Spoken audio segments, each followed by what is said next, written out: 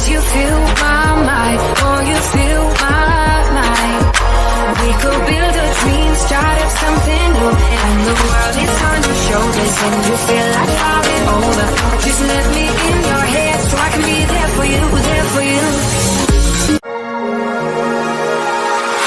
I go anywhere, anywhere with you, cause you fill my mind, oh, you fill my mind. We could build a dream, start up something new, and the world is on your shoulders, and you feel like falling over. Just let me in your head so I can be there for you, there for you. When I need you, won't you sing for me? Won't you sing for me? Feel with all it's me. Hello, everybody, and welcome to VC Masters. My name is Nick Pallavito. I will not be your host today because this is kind of a new show, and we're going to explore the world of venture capitalists. So we need people that are expert in this area, subject matter expert. So we're going to bring in a gentleman who actually teaches this stuff, knows this stuff from Duke University, and has been involved in more than 125 startups and venture capitalists. And that's none other than Dr. Salman Azhar.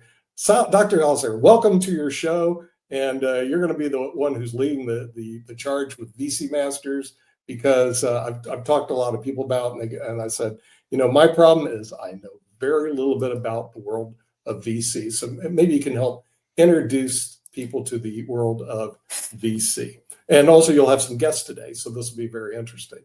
So we're going to be excited to listen to it, and I'm sure our viewers, not only in the United States, but around the world, will also be interested in what you have to say. So take it away. Wonderful. Well, thanks for having me. And as far as the show is concerned, I'm planning to focus first on the secondary market. A secondary market is when you buy shares from an existing investor. And the reason that secondary market is so hot these days is that funds in the United States had a 10 to 12 year lifetime, and they had to divest and or sell, I should say, and give money back to their investors or LPs during this time. Due to COVID and then due to high interest rates, the IPO market was frozen for a while and then has slowly opened up. But there's a huge backlog of companies that is out in the secondary market right now. And we capitalize on that by saying to the funds that, hey, we will buy your shares at a discount. We'll give you the money now. So we solve your liquidity problem, and you can then give this money to your investors or limited partners or LPs. And our value proposition for our investors or the new investors is that we will give you discounted shares. Now, to kick off this show, or the series of shows, I have invited David Frazee. David Frazee is a rock star in this area. He has been part of Richmond Global Ventures for the last 10, 12 years. Before that, and still he does a lot of training for entrepreneurs. He is the person behind a lot of the curriculum that was developed for Endeavor, which is an organization, a nonprofit organization that fosters entrepreneurship and trains entrepreneurships. He also has his own curriculum on demystifyingsiliconvalley.com. I don't know how he does all those things, but he knows a lot more about secondary markets than anybody that I know. So that's the reason I chose him. So welcome, David. Good to have you here. Yeah, pleasure to be here.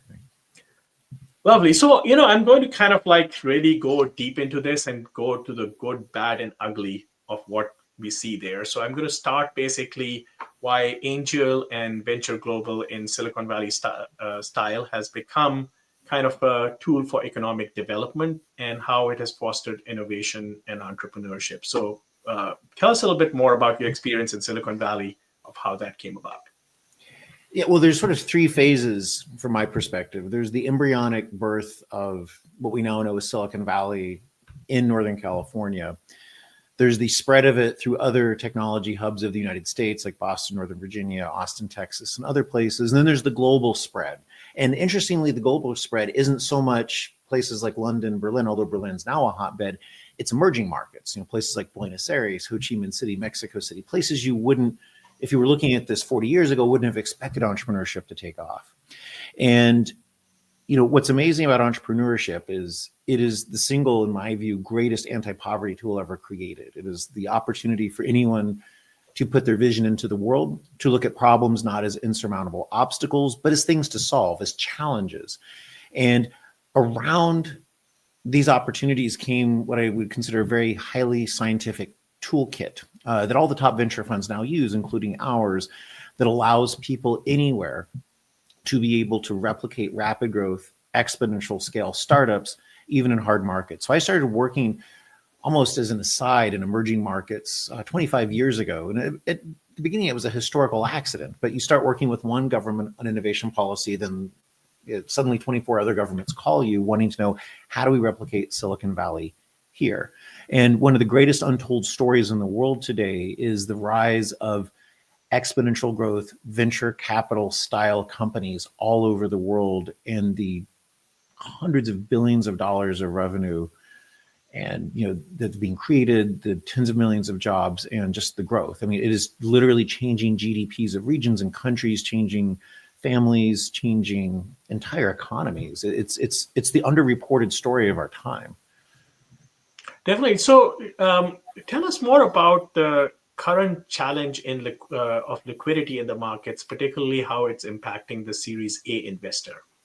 Yeah, well, let me tie these two stories together. So my fund is Richmond Global Ventures, and our thesis is to invest in global opportunities, usually with some, angle about transformation of the economy in a sector or geography. And we do half our deals in emerging countries, and we do it through the Endeavor Network, which you alluded to earlier. The co-founder of my fund, the other managing partner, he actually founded Endeavor. And so I did a lot of education. He was the founder. We decided this is the network we really wanted to leverage. So we have the combination of both the emerging markets as well as early stage. We try and be the first check with conviction. We invest $3 to $5 million at a first Series A, ideally. And so it's old school with conviction. It's not like an app. It's something transformative, like data analytics for national security or the credit scoring system of an entire country in Latin America. That's the kind of stuff we like. The way in which I grew up on venture capital is we would be able to invest in a company at the Series A. And for those who don't know, there's Series A, B, C. There's no reason why you have to call it that. It's just kind of convention. And basically after Series C, you'd be able to go public or be acquired. And that often was a 4 to 7, maybe 5 to 9 year process. Well, a lot of things have changed. IPOs for a while were 10 to 12 years, and now they're more like 13 to 17 years. Like we're in a deal that's way over 15 years at this point. And that's become the norm. And it's become the norm for a lot of reasons. There are very big checks that are written by like SoftBank and Fidelity and Wellington. Like we had a company that would be public under any regime 20 years ago that just did a $400 million round at a 4.1 billion value. And they'd be public if they did this in the 90s or even in the early 2000s. So IPOs are being delayed. And there's also the backup in the IPO market, which you talked about. I'm told from my friends in the industry of the investment banking world that there are over 400 SEC registration statements backed up in confidential registration. We don't have exact numbers because it's confidential, but those are IPOs that need to get out, should be out. Venture capital is a hydraulic system, meaning pressure goes in, pressure goes out. Pressure in this case is money. If I go raise money from a pension fund or a family or a high net worth individual, as you said, I have 10 years to give that money back. So I have to invest in an entrepreneur, grow that entrepreneur, and then harvest that entrepreneur. And one thing I will tell entrepreneurs is if you don't want to exit, meaning go public or be acquired, you don't want to be in the venture game. We don't look for private, profitable, long-term plays. That's not our asset class. We grow you and then we slaughter you and you get rich too. So it's actually a good system. The problem is when we can't exit your company in that time frame, our investors are mad. Like I will tell you, we have 10 deals, 4 of which are unicorns. That's great. It's 40%. Previous incarnations of our fund had like 30%. So we are one of the funds that consistently does well.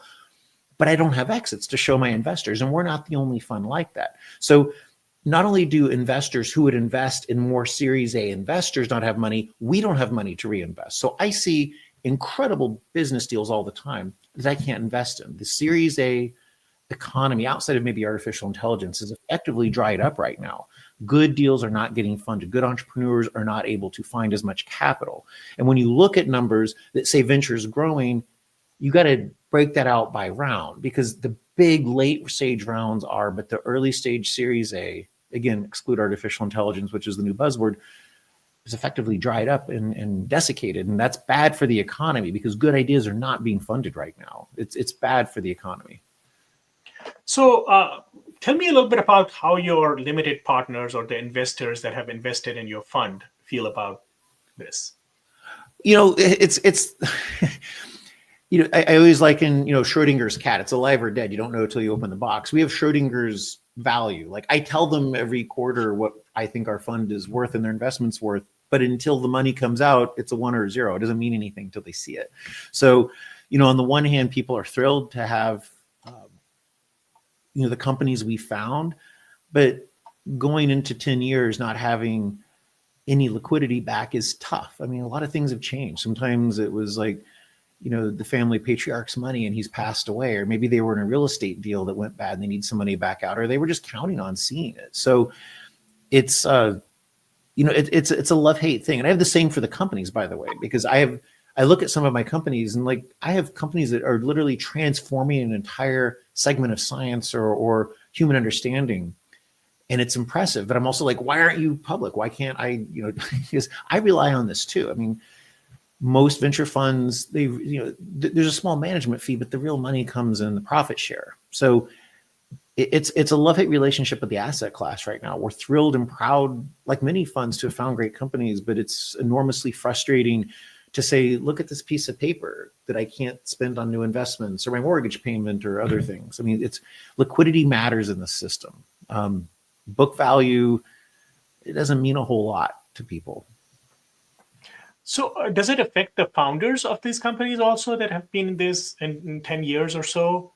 Yeah, I mean, founders are really hurting right now. So a lot of people, there's some new changes that have happened in just my time in Silicon Valley. Like it used to be, to do startup style work, you had to take a startup salary, which could be $150,000 to $180,000 a year, which turns out isn't that much in Silicon Valley, especially when your friends are making $600,000 to $800,000 at Google plus stock, right? And any good founder could be doing that.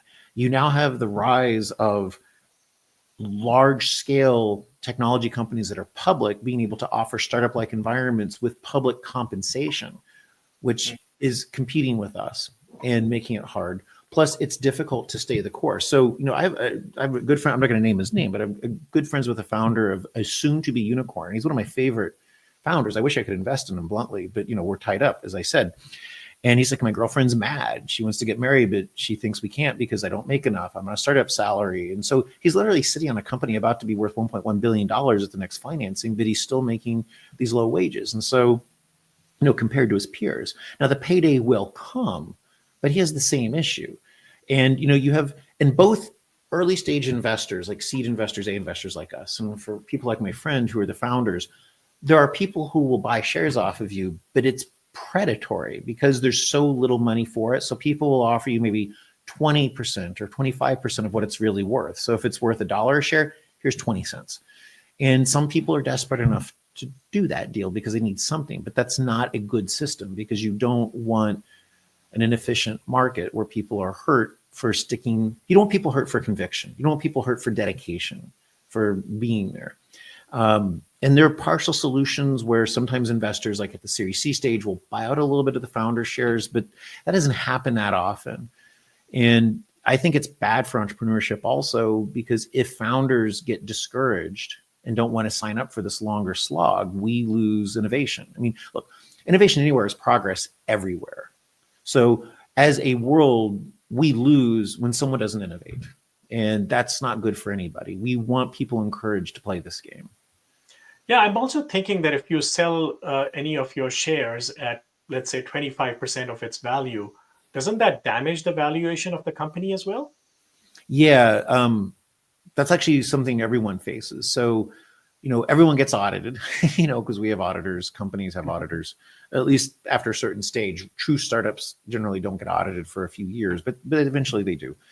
And so the definition of a fair market value is what a willing buyer, willing seller would pay. So it's hard to argue we're a $1.4 billion company when you just sold the shares at a valuation of $300 million. I mean, that it's easy to say I have people eat money out, people are desperate, but the canonical accounting answer, at least, is the fair value isn't 1.4 billion, it's the 300 million. So you have this weird dichotomy between the market comparables, what it actually would be worth if it were public today, versus what you can get on the secondary market. And it's not a true secondary market. One thing that I hope people appreciate is if I go buy stock in Apple or Microsoft, it's a very liquid market. I mean, there's lots of buyers, lots of sellers, there's lots of depth, there's lots of people over the world that can participate.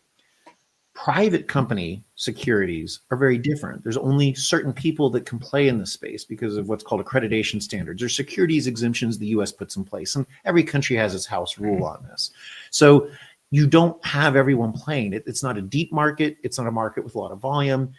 It's inefficient. And so people can be predatory just because there's so few players. I mean, they just can. Not many people are doing secondary offerings. And that's a real gap right now that should be filled. And it would be better for our venture economy if it were filled, because it will encourage more early stage investors to do it, to invest in more companies and more founders to enter the game. I mean, it's discouraging right now to say, would I really give up a $600,000 offer working at Apple to go do a startup that could take me 12 to 15 years, making a quarter of that, and I'm stuck in the meantime? That's a very, I mean, the upside is nice, but the truth is most startups don't make it. So if you're doing the analysis on that, we're driving people out of the entrepreneurial economy. And again, from my perspective, because I see this as the most potent tool we've ever developed for progress, that's bad for all of us. That's not the incentive set we want. Yeah, and also in the startups, you have to work a lot harder. In some of the big tech companies, you can have a job where you just check your email and in fact, sometimes not even check your email, just mark it as read and just move. Yeah, I mean, those jobs unfortunately do still exist because I have at least one friend who has one like that. So startups, you can't get away with that because the pace is too fast and there's too much that has to be done. But we've created through our own success, disincentives to what made us successful. It's like we're killing the goose laying the golden egg, and that's not what we want to do. So tell me a little bit more about the secondary markets. What kind of discounts are you seeing? Because I'm seeing, reasonable discounts, especially if I'm invested in the company, and if I get it at too good of a discount, sometimes, it has the same effect as a down round. So I don't want my investments to be facing a down round, which is getting funded at less than your market value. Yeah, and that's actually another issue is when you have secondary sales below the last price, the people who paid that price are now mad because, well, why did I pay $1 when these people are getting it for 40 cents? There's a lot of constituencies in this ecosystem here and a lot of room for people to get upset. Plus, secondary money is not money going to the company. So there's that issue as well. But I've seen discounts. I'll tell you a story. So at the beginning of the year, we had a few of our limited partners just said, hey, it's been a while. Congrats on the unicorns. Can you get some money out? Sell a little bit of some of the bigger positions that we have. Keep most of it, let it ride so we can get some money off. It'd be nice for us. We have needs for cash. And I'm like, fine. So I set out naively on a quest I thought would be simple. Maybe we'd take a 15% discount, maybe 20, that's about it. And people were offering 80% off, 70% off, 65% off. And that's all we could get offers. So we didn't pursue those sales. So that doesn't make any sense. And I thought maybe someone just didn't like us. So I talked to our co-investors because we know the other top funds in the world and we do the same deals. And they had the same issue. Like one of our friends was doing a $6.5 million sale. And it took them forever to get a reasonable price because there are no buyers out there for that. And so that's why I started to see this is like a problem. And, exploiting a crisis, there's two ways you can look. There's two ways you can look at a crisis. Like you could say, well, I'll take advantage of the crisis and buy it to 20% of fair value. But the problem with that is you're not getting the good stuff because no VC is going to sell their best company. Well, I'll try and get my dogs offloaded to you. But if I'm your friend, I'm not going to give you my best deal at that. And when the economy turns, you don't have a relationship with those people anymore because they're going to remember you exploited them. And the thing about venture most people don't appreciate is how close the community is, how much we all know each other, and how it's what we call a multi-turn game in game theory. Like I don't just see you one time. I'm going to see you lots of times. And we stand more upside. We gain more upside by having long-term relationships. If I help you in your moment of crisis and non-exploitive, like I give you maybe 25 or 30% off, which you're actually thrilled to get because that's a huge price increase over market. you'll remember me in good times too. And if you look at venture, it's not a bell curve, it's a power curve where the very few companies are the most valuable. So getting one good outlier opportunity is worth more than a dozen mediocre companies, truly. So you want the best funds, you want the best deals, and you rationally should pay something closer to the approximation of fair with a reasonable discount for illiquidity, because you can't just go sell it tomorrow. You should have some discount, because over the long term, you'll make more money. And that goes back to something about venture capital I don't think most people really appreciate in other parts of the world. When I started doing education in like 2000, 2001, actually late 90s in China, if you count that, and people couldn't understand why we took minority stakes and paid so much in value to the founders. Like, why aren't you taking 90% or at least 51%? You should always have control, and you should underprice them. And venture doesn't do that. We may take 20% of a round for like $5 million. And it's like, why would you do that? Well, the reason is we get rich by giving upside to the earlier investors and the founding team and the management. And this is an example of that. Being less greedy makes you more money. Trying to squeeze people in a zero-sum game is counterproductive in venture world, because it's a power curve, because you're trying to find the outliers, because you're trying to create the incentives for exponential growth.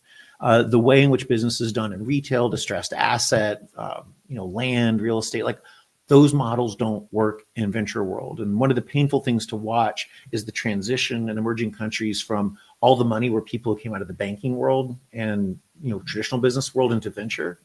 And you see that in other parts of the United States right now. Like, you have people who literally don't understand venture killing the incentive set by trying to be too greedy. And that's counterproductive. I remember there's an investor in Buenos Aires at a program who yelled at me and said, y'all are stupid in Silicon Valley because you should be taking 90%. And, I said, no, Sequoia, Kleiner, Mayfield, like all the funds that made Silicon Valley back in the 80s and 90s, they're not stupid. They got rich beyond God. I mean, they made tons of money because they align incentive sets for innovation, which is different than people who are just cogs in a machine. I was just talking to a PE investor who wanted 51% controlling stake in anything that they invest in.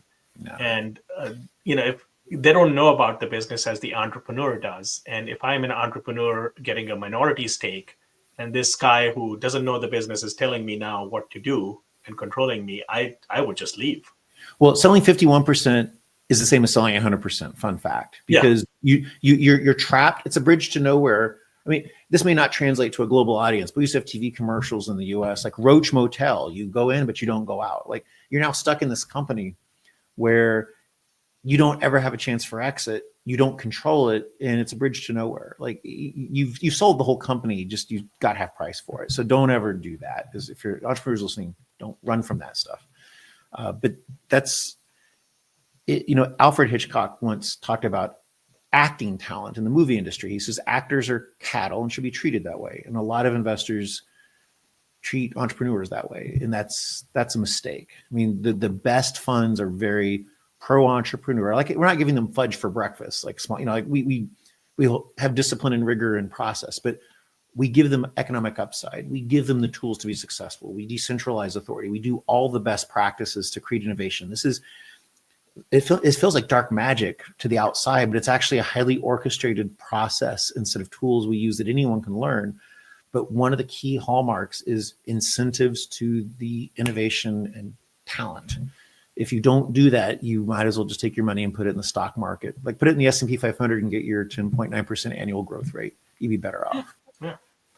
So I don't know about you, but if somebody offers me 80% discount either on the last round or their fair market value, I'm going to question whether this company is going out of business or the fair market value is not computed correctly. What do you think about that?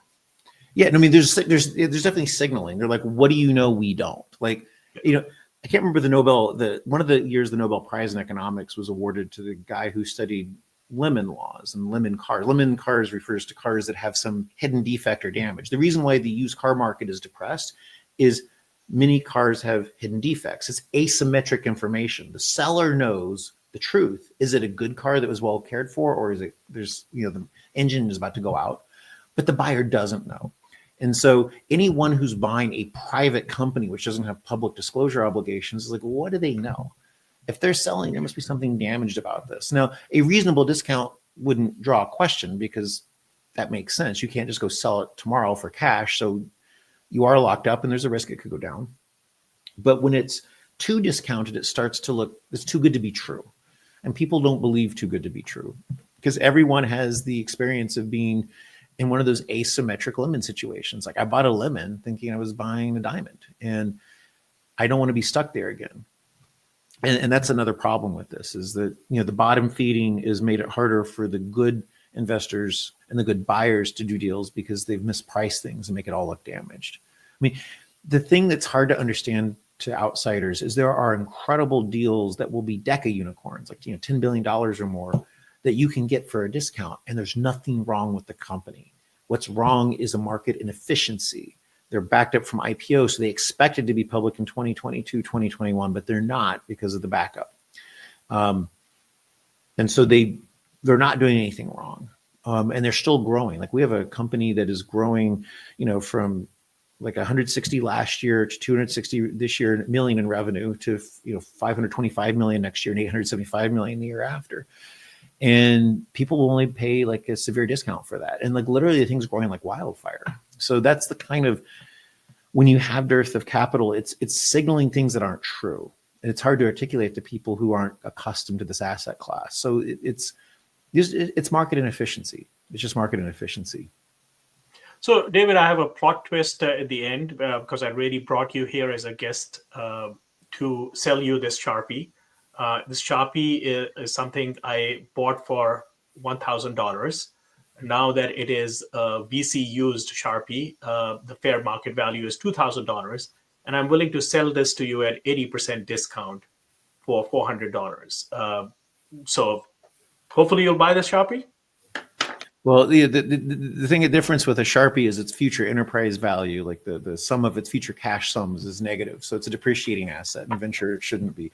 But it's actually a good analogy in one way because what makes venture capital companies interesting is you're investing in future growth and upside and economic productivity, whether it's network effect, market domination, whatever. Like Amazon lost money for 10 years to become one of the richest companies in the world because they were building a natural monopoly of distribution channels and analytics. But most investors will see it as the Sharpie. And if you go back to like Amazon, there are talk show interviews that you can still see on YouTube clips, floating around where Bezos would go on a show and be mocked mercilessly about losing money. So people saw him as a Sharpie, as a depreciating negative asset, when he was secretly building, at least for the smart money, one of the greatest companies in the world. And so most people see a Sharpie and think Sharpie, or most people see a startup and see a Sharpie instead of a future Amazon. And that's kind of the magic is which. Because by the way, there are bad startups too. Well, you can see the show on Amazon Fire, by the way. Excellent. Wonderful. So any parting thoughts, David? There's lots of things we could talk about, and maybe in the future we can talk about global innovation, making innovation available to decrease poverty in the US, using these same tools in NGOs and nonprofits to have exponential scale impact because human suffering is real and we should care about that.